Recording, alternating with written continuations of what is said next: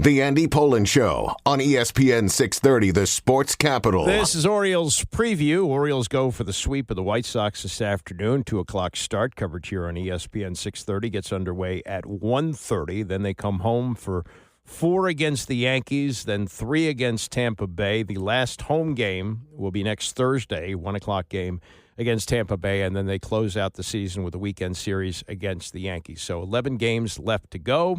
They won last night 8-7. They're 5-0 this year against the White Sox. Dean Kramer allowed 2 runs and 4 hits over 5 1/3 for his 10th win of the year. And Tony Mansolino, the manager of the team, addressed the media afterwards. Dean Kramer, how'd he look to you? Pretty good. I thought once he got the split going, it was probably about the 3rd inning, I felt like he kind of got the split going, and I felt like he kind of took off at that point. So, first came out of the game, couple good hitters, put good swings on the ball, and throw up a 2-spot right away. It is what it is. But then from there, Dean kind of settled down and, got us through 6 or into the through 5 2/3, almost through 6, threw the ball great. But the split was kind of the key tonight. Once the split got going, everything kind of fell into place. You put McDermott there. Yep. In the first time major league relief, he certainly had his issues there. What'd you see? Well, he's made quite a few starts in the big league, so it's not a first outing for me by any means. So we're up by 6 runs. We have a bullpen that's taxed in a lot of ways, and everybody needs to pitch right now. So he's very fresh and very available. Up 6 runs, we need him to go out there. He did get the 3rd out. Unfortunately, he got past Sammy before we got a lot of trouble right there. So he hung in there. I thought the stuff was good. I thought the misses were big. So the stuff was good, the misses were big. He ultimately got 3 outs. Unfortunately, the 3rd out got past the catcher. Kind of a tough night for that. Just really unfortunate right there in that inning.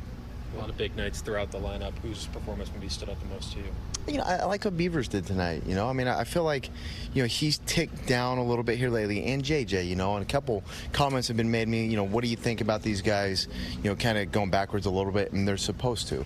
They're supposed to tick down a little bit at this point. They're not going to hit 350 this year. It's just not how this is going to go in the big leagues.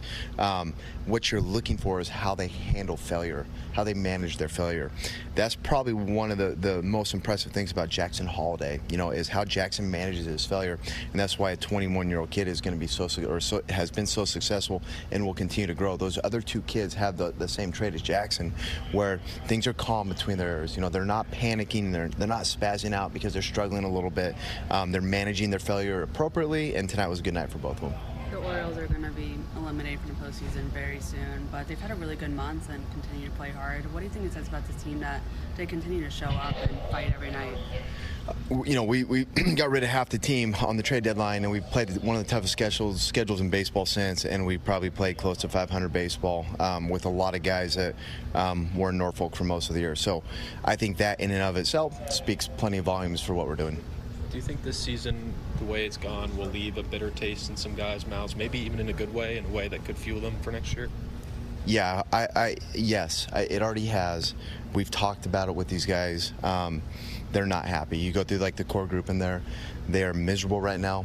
This has been a complete failure in a lot of ways that we're at this point, that we are being eliminated from the playoffs, and there is a lot of motivation going forward. I promise you that. That's Tony Mansolino, interim manager for the Orioles, taking over for Brandon Hyde just for the All-Star break, and that second-to-last answer sounded to me like a little pitch for the job. Traded away half the team at the trade deadline, and we brought up a bunch of guys who spent the year in Norfolk, and we played well at the end of the season. So we'll see how that goes over with ownership and management. But he has done an admirable job taking over a team, which has been a tremendous disappointment this year. Dean Kramer, not necessarily a disappointment, although a 10-10 record is not, that I guess is more indicative of the team. But for the 3rd straight year, he gets double-digit wins, again going 5 1/3 last night and giving up only 2 runs in the 8-7 victory. And overall pretty pleased with his performance, given especially that he had been off for 11 days. Maybe a little bit rusty, but kind of grinded with what I had and kind of went from there. Are you hoping to get through that 6 there? Of course. Anything for the quality start. And that's just another inning the bullpen doesn't have to cover, or another up the bullpen doesn't have to cover. So, definitely want to go out there every inning. How important is that stat to you, quality starts, and the reflection of kind of what it means for what you're able to do for the team? I think it's, for me personally, I think it's fairly important. I mean, if you can eat 6 innings and give up 3 or less every time, I don't know one manager across the league that's like, oh, yeah, I don't want that guy. So it's pretty important for me.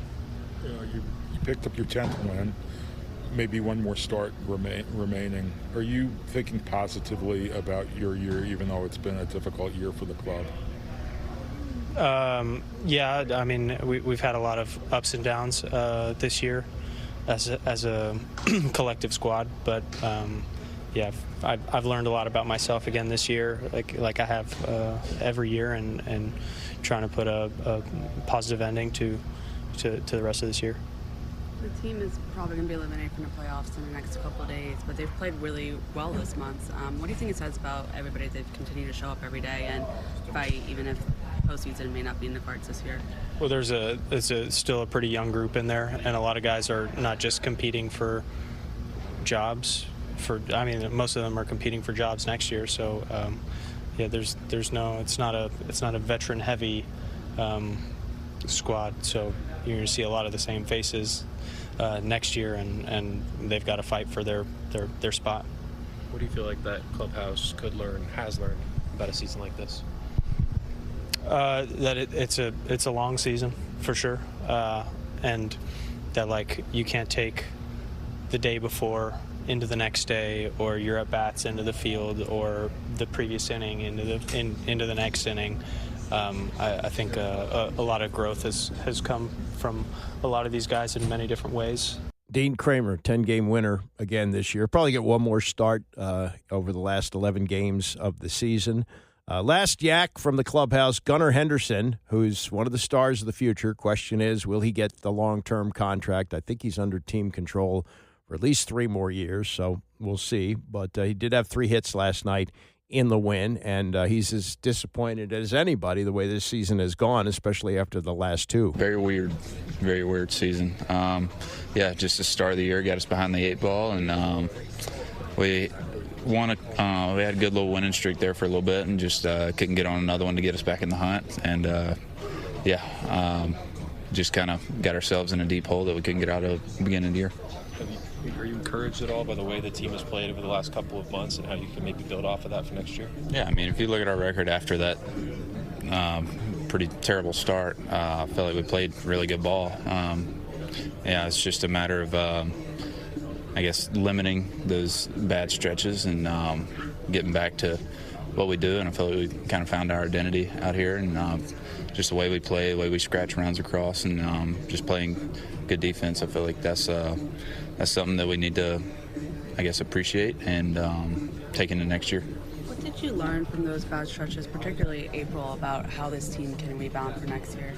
Yeah, I feel like it's just a big thing is not trying to do too much in those situations. Obviously, you can get caught up like trying to be the guy. Everybody, I mean, myself included, just trying to be the person who gets us out of that stretch, or gets the big hit, makes the big play, or makes a big pitch. Just feel like that's the times that you can get caught up in that, and ultimately not play your best ball if you're putting that much pressure on yourself to get obviously one result. So I feel like to get out of it is just more of relying on your teammates, just doing what you can to help win the game, but also trusting the guy behind you to do the same. Are you feeling like a hunger in this clubhouse already to get to next season and hit the ground running then?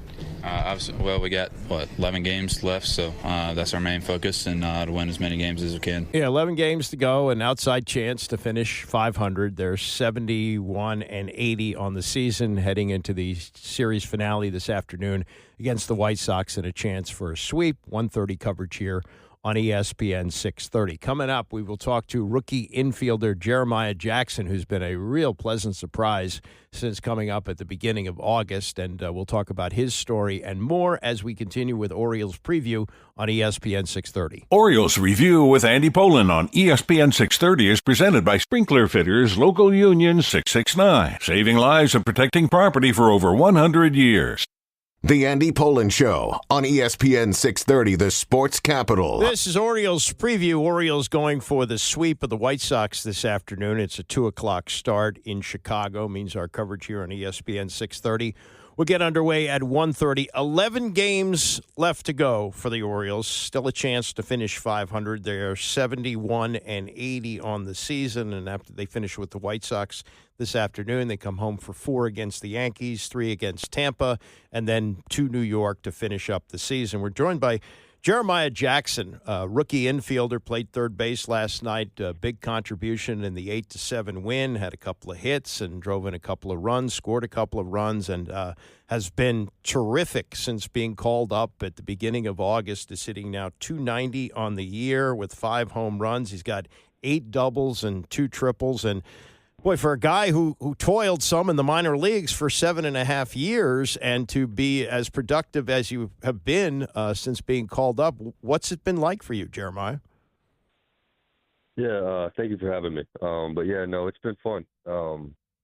Like you were saying, a lot of time in the minor leagues, a lot of failure, a lot of learning, and I think that it all kind of geared me up and got me somewhat ready for being here. And it's a tough game. And just going to try to keep going. Yeah, 3 different organizations, drafted by the Angels. You played with the Mets, and then signed with the Orioles as a free agent in the offseason. And I wonder about expectations that after all that time in the minor leagues, and as you say, the tough times, and your manager said last night how good you are at handling failure. That's a compliment because you fail more often than you succeed in baseball. I mean, keeping your head up to get to this point. What was that like? Yeah, no, I mean, it's something that, I'm very thankful for. All the failure that's happened, like you were just saying, it's a game of failure. So you kind of got to get good at dealing with it. But yeah, I mean, I had plenty of opportunity to learn how to handle and cope with not doing as well as I would like. So for me, it's just really about trying to be the same guy every day. Good outings, bad outings, whatever the case, just kind of be ready to play and always be ready for the next rep. I was looking at your background. You grew up in Mobile, Alabama, home, by the way, of Henry Aaron. And you were Mr. Baseball in Alabama in 2018. Do you get some kind of trophy for that? Is it some kind of thing you put on your mantle? Yeah, it was a nice little plaque that we got, and currently hanging up in my granddad's house in his baseball room. That's great. Hit .637 with 15 home runs in 34 games. I mean, with numbers like that, how many intentional walks do you figure you got that year? Yeah, I got a good bit. Most of them came in the last round of playoffs. I think I had 13 at-bats, and I think I got walked. I think I had 13 plate appearances and got walked, I think 11 times or something like that. But yeah, there was times where they didn't throw to me much. Yeah, I'd imagine that. And then the decision to play baseball in the May or go to a professional team when you had an opportunity to go to Mississippi State. What went into that? Yeah, I mean, there was a lot. Financially, it made a lot of sense. And at that point, I felt like I was, prepared and kind of ready to be a professional. So I kind of just decided that I might as well go ahead and start early. But yeah, I mean, I'm happy I did. I'm glad that I was able to get into pro ball at 18 and be able to develop in a professional atmosphere. Talking to Jeremiah Jackson, Orioles infielder, third base last night, called up first game at Wrigley Field at the beginning of August. Such a storied place to begin your major league career. Do you remember what you felt like walking into the ballpark that day? Yeah, I mean, it was unreal. I had played there before in the Under Armour All-American game back in 2017, but to be there in the big leagues, it was just different. The ivy, the fans, the atmosphere, it was awesome. Yeah, a lot of history goes into that park, and to be able to debut there was surreal for sure. Yeah, you are one of relatively few African Americans in Major League Baseball, and I know this has been a topic of discussion for a long, long time. I've had it with a number of people. Do you have any particular thoughts on that? Any conversations you've had about being that sort of designation? Yeah, I mean, it's just, for me, it's just a blessing to be here and be able to put on that jersey every day and step onto these big league ballparks and be able to put my talent on show. So, I mean, for me, I just try to, keep it as simple as possible, take it day by day, and just be thankful for the opportunity that I have. I think the larger point, you're under 6 feet tall. If you had pursued, say, basketball, you might have been successful, but your chances are not as great. And there are a number of athletes who don't get the opportunity to play baseball at a young age and might have major league potential. I know there have been efforts made to get the game more in the inner city. You grew up in Alabama where baseball is obviously big, but do you get a sense of the push, that it's important that these guys get opportunities like you had? Yeah, no, definitely, man. I think opportunity is everything, just to be able to do something that you want to pursue and want to do is something that, if you want to do something, you should be able to pursue it. So I feel like, yeah, I mean, it's a good push, and, hopefully everybody who is interested in wanting to play the game of baseball is getting an opportunity to. Yeah. Have you been approached by anybody who, wants to grow the game more for African Americans and give them more opportunities to play? Yeah, I mean, I've had a few guys last year actually, like, do a few podcasts with me and just kind of, try to post as much as possible to try to get it out there and allow kids to see it and give them something to strive for. Do you sense this? Because I hear this. I haven't seen it myself, but there is sort of a negative connotation for baseball, and that athletes pursue other sports more. Some find it boring. I don't know. The opportunity to play basketball, which is, for the NBA, like winning the lottery. It would seem that there should be more of a push to say, hey, you may have great athletic talent and you can make as much money playing baseball and have a longer career. You know what I mean?